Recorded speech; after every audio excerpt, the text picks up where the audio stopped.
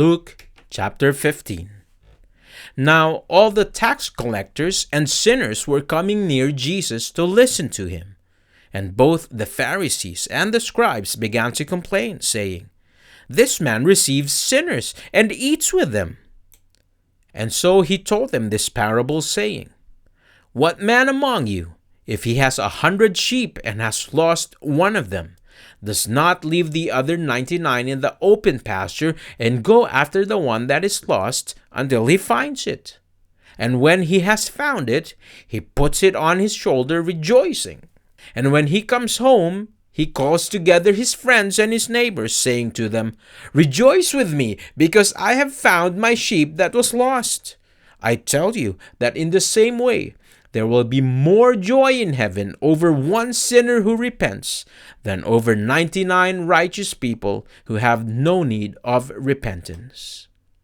Or what woman, if she has 10 silver coins and loses one coin, does not light a lamp and sweep the house and search carefully until she finds it? And when she has found it, she calls together her friends and neighbors, saying, 'Rejoice with me, because I have found the coin which I had lost.' In the same way, I tell you, there is joy in the presence of the angels of God over one sinner who repents." And he said, "A man had 2 sons.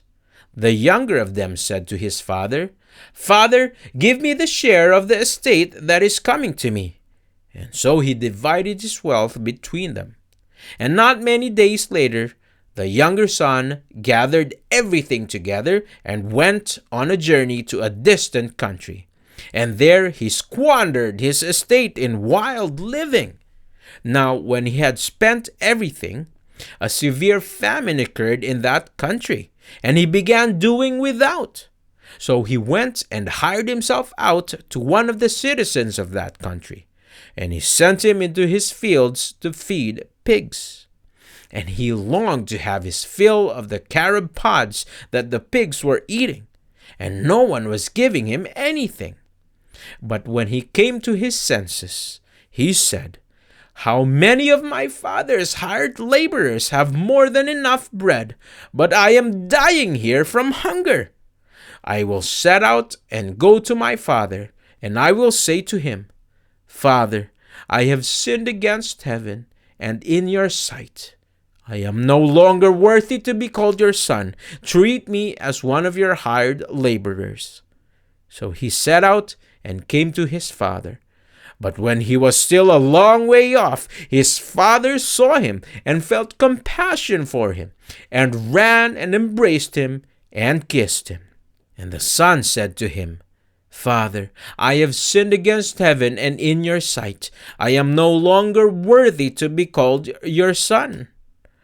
But the father said to his slaves, 'Quickly, bring out the best robe and put it on him, and put a ring on his finger and sandals on his feet, and bring the fattened calf, slaughter it, and let's eat and celebrate. For this son of mine was dead and has come to life again. He was lost and has been found.' And they began to celebrate. Now his older son was in the field. And when he came and approached the house, he heard music and dancing. And he summoned one of the servants and began inquiring what these things could be.